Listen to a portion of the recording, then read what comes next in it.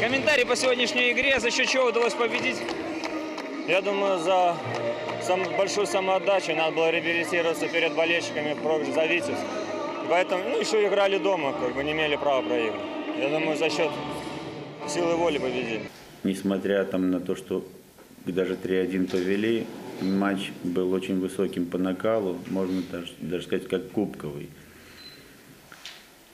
В единоборствах, наверное, где-то мы были равны, но повезло нам с реализацией. Здесь мы, наверное, превзошли соперника, поэтому выиграли.